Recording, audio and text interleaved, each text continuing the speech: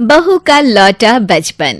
रश्मि की सास उससे बहुत काम कराती थी और वो इस बात से बहुत परेशान हो गई थी। एक दिन सास कहती है, बहू, रसोई का काम खत्म हो जाए तो मेरे कमरे में आ जाना, कमरे की सफाई करनी है। ये कहकर सास वहां से चली जाती है। ये सासू माँ भी ना एक के बाद एक काम देती ही जाती है, जैसे कि मैं कोई बोतल से निकली हुई जिन हूं। रश्मि अपनी सास के कमरे में जाती है और स्टूल पर चढ़कर अलमारी से सामान निकाल रही होती है। अरे बहू, संभाल कर, मेरा सामान तोड़ मत दियो।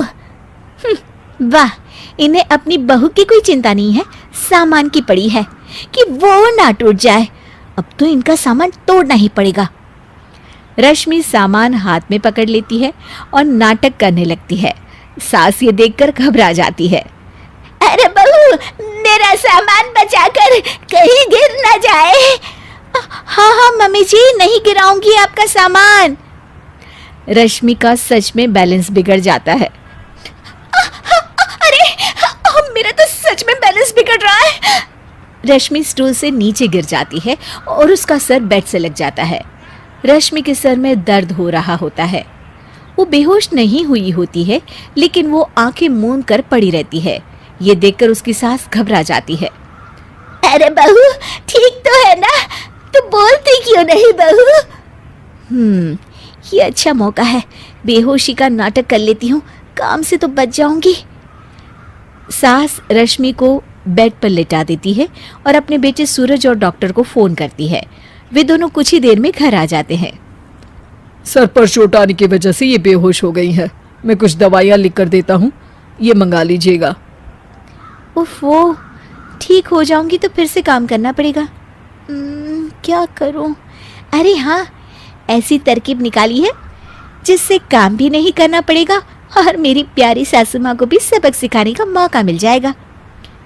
डॉक्टर चले जाते हैं और रश्मि होश में आती है। तब वो बच्ची बनकर याददाश्त खोने का नाटक करने लगती है।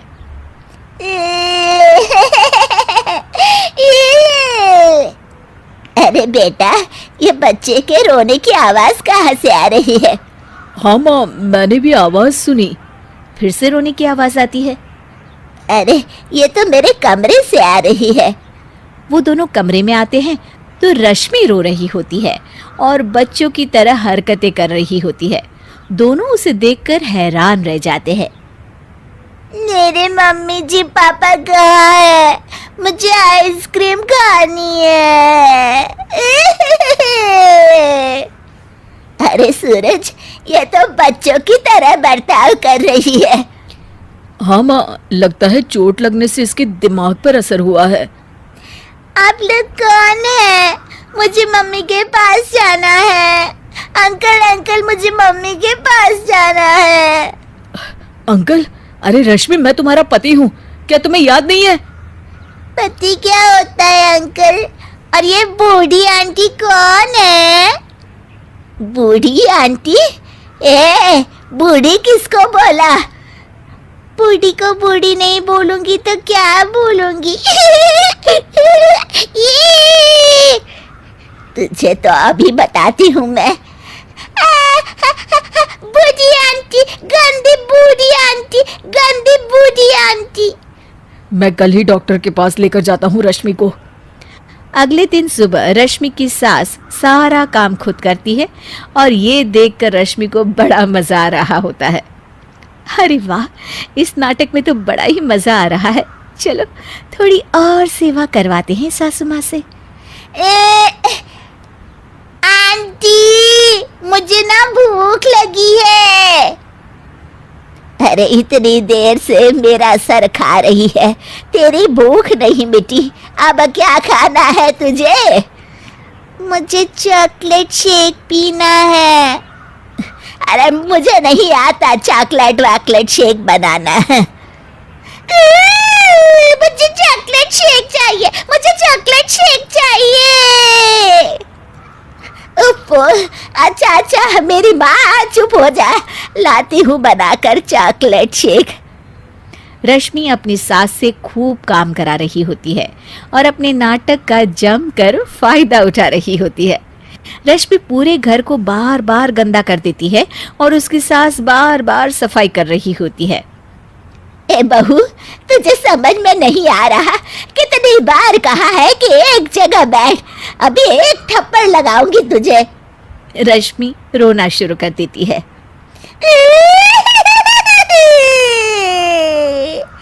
अरे अच्छा बाबा, माफ कर दे, मत रो। तुझे जो करना है कर, पर रो मत मेरी माँ। रश्मि अपनी सास की नाक में दम कर देती है। कुछ देर बाद सूरज फिर से डॉक्टर को लेकर आते हैं और डॉक्टर पूरी तरह रश्मि की जांच करता है। मुझे लगता है कि इनको हॉस्पिटल में ले जाकर स्कैन करना होगा, तभी कुछ पता चल पाएगा। बाप रे, मर गई। ये तो हॉस्पिटल ले जाने की बात करने लगे हैं। नहीं नहीं, मुझे हॉस्पिटल नहीं जाना। नहीं नहीं, मुझे हॉस्पिटल नहीं जाना डॉक्टर अंकल, गंदे अंकल, मुझे नहीं जाना। डॉक्टर तभी एक इंजेक्शन निकालते हैं और रश्मि को लगाने जा रहे होते हैं। नहीं नहीं, मुझे इंजेक्शन मत लगाइए डॉक्टर, मुझे इंजेक्शन से बहुत डर लगता है। मैं तो नाटक कर रही थी, मैं बिल्कुल ठीक हूँ। डॉक्टर और रश्मि की सास और पति एकदम दंग रह जाते हैं और रश्मि के इस नाटक का हो जाता है दी एंड।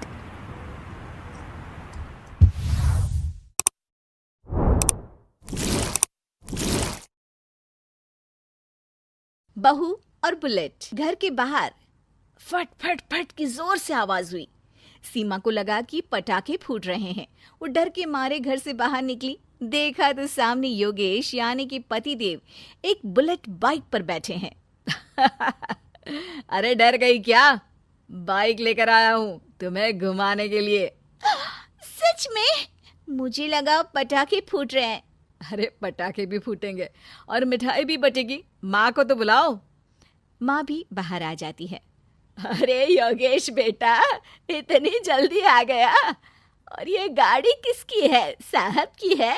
हाँ माँ, तुम्हारा बेटा साहब से कम है क्या? मेरी ही है। अरे बेटा, इतनी बड़ी गाड़ी ले ली, इससे तो तू घोड़ा ही ले लेता, महंगी पड़ी होगी ना? माँ महंगी सस्ती छोड़ो और मिठाई लाया हूँ, गांव में बंटवा दो। अरे बंटवा क्यों दो, पीछे बैठो, गांव में बांट कर आते हैं। सब खुश थे। योगेश गांव के बाहर एक कोयले की खदान में मजदूरी करता था।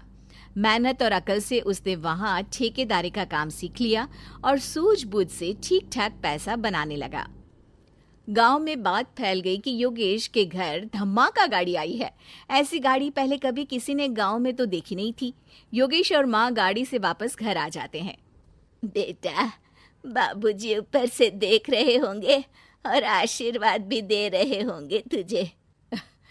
वो होते तो उनको भी घुमाता माँ। पूरे गांव में नाच नाच के मिठाई बांटने जाते। जैसे मैंने नाच नाच के बांटी थी जब वो अपने लिए एक साइकिल लेकर आए थे। बस बस, बाबूजी दो बात भी सुनाते कि फटफट वाली फटफटी ले आया। सीमा आगे कहती है, अपने लिए तो ये गाड़ी ले आए और मेरे लिए? अरे ये गाड़ी तुम्हारे लिए ही तो है। पक्का मेरे लिए है? अरे पक्का तुम्हारे लिए है। अगली सुबह जब योगेश सो रहा होता है तो उसे बाहर से गाड़ी की आवाज आती है। वो घबराकर चिल्लाता है, चोर चोर, मेरी गाड़ी ले जा रहा है, चोर चोर। माँ भी जागती है और योगेश के साथ दरवाजे की तरफ भागती है। जैसे ही दोनों बाहर निकलते हैं तो देखते हैं कि सीमा गाड़ी चला रही है। अरे बहू, नाक कटवाओगी क्या? ये क्या कर रही हो? अरे गिर जाओगी, ये क्या कर रही हो तुम? सीमा गाड़ी को रोक कर कहती है, सारे गांव में घुमा लाई, कहीं नहीं गिरी। क्या? सारे गांव में घुमा लाई?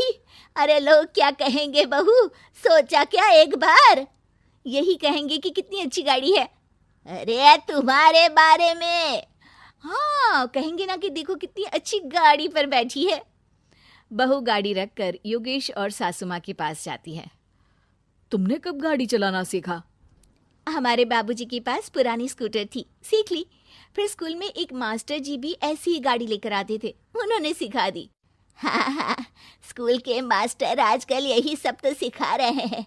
पढ़ाई का कुछ सिखाते तो कुछ भला होता। अरे बहू, अब गाड़ी मत चलाना। हमारे परिवार में कभी किसी औरत ने पीछे से आगे की सीट पे आने की हिम्मत नहीं की है। तुम भी मत करना, समझी? जी, समझ गई माँ जी। सीमा सास की बात सुनकर चुपचाप रसोई में जाकर उदास होकर खाना पकाने लगती है। सास सुबह सुबह मंदिर से पूजा करके लौट रही होती है, तभी उसे दो औरतें रोक लेती हैं और कहती हैं, अरे बहू को थोड़े अच्छे लक्षण भी सिखा दो। गाड़ी चलाने निकली थी, गांव की मर्यादा का कोई ख्याल नहीं है। वही तो, अरे पैसे आने लगे हैं तो क्या मतलब कि किसी रीति रिवाज को नहीं मानोगे? अरे समाज में रहना है तो समाज के ढंग से ही रहना पड़ता है। अरे लाज भी नहीं आई बहू को? चूल्हे चौके से निकलकर सीधे गाड़ी लेकर चौराहे चबूतरे नाप लिए, फट फट फट करते हुए। अरे कुछ कह देना उसे। अरे ये क्या कहेगी, बूढ़ी सास है, इनकी थोड़ी ना चलती होगी घर में। हाँ, बहू की ही चलती होगी, मर्जी भी और गाड़ी भी। सास सब सुनकर घर आती है और बहू को चिल्ला के बुलाती है, अरे नाक कटवा दी सबके सामने गाड़ी चलाकर। औरत जात गाड़ी नहीं चलाती। शहरों में तो 4 पहियों वाली गाड़ी भी चलाती हैं और हेलीकॉप्टर, हवाई जहाज भी। शहर में थोड़ी ना रहती हो मैडम साहिबा। आज के बाद गाड़ी से ही नहीं, यूं भी निकलना बंद तुम्हारा घर से। माँ सही कह रही है, कहीं भी जाना हो तो मुझे बता देना, मैं लेकर चलूंगा। आज माँ को तुम्हारे कारण कितनी बातें सुननी पड़ी। इतना कहते हुए योगेश वहां से चला जाता है। बारिश की वजह से कारखाने के रोड पर कीचड़ रहता है, इसीलिए योगेश गाड़ी घर रख कर जाता है और किसी से लिफ्ट लेकर कारखाने पहुंचता है ताकि नई गाड़ी गंदी ना हो। लेकिन शाम को इतनी तेज बारिश होती है कि उसे वापस आने का कोई साधन ही नहीं मिलता। बारिश बढ़ती जाती है, रात के 11 बज जाते हैं। रास्ते में एक नदी का ब्रिज है, अगर उस पर पानी आ गया तो योगेश कारखाने में ही फंस जाएगा। पूरी रात भूखे प्यासे बितानी पड़ेगी। घना अंधेरा, बिजली की कड़कड़ाहट और तेज बारिश। राजेश डर भी रहा था, ठंड से कांप भी रहा था। तभी उसे रोड से आती हुई एक रोशनी दिखती है। वो देखता है कि उसके सामने एक बाइक आकर खड़ी हुई है। वो ऊपर वाले को धन्यवाद देकर उस बाइक वाले आदमी की तरफ बढ़ता है, पर पास जाकर देखता है तो भौचक्का रह जाता है। सीमा, तुम यहाँ इतनी बारिश में गाड़ी पर? पहले बैठो तो, नदी ब्रिज पे आ जाएगी तो जाना मुश्किल हो जाएगा। योगेश गाड़ी के पीछे बैठता है। सीमा गाड़ी चला रही है। मैंने तो तुमको पहचाना ही नहीं। गाड़ी की आवाज तो पहचानी होगी ना। अरे पर मुझे नहीं पता था कि तुम आओगी। अच्छा किया कि तुम आ गई। माँ नहीं आने दे रही थी, पर हमेशा पति पत्नी की रक्षा थोड़ी ना करेगा, पत्नी को भी तो करनी चाहिए। योगेश को सुबह अपने किए पर पछतावा होता है। उसकी आंख में आंसू आ गए जो बारिश की बूंदों में बह गए थे। उसके बाद सीमा को सास ने और योगेश ने खुशी खुशी समाज की सीमा लांघने की मंजूरी दे दी। अब वो जहां भी जाती फट फट फट गाड़ी पे ही जाती।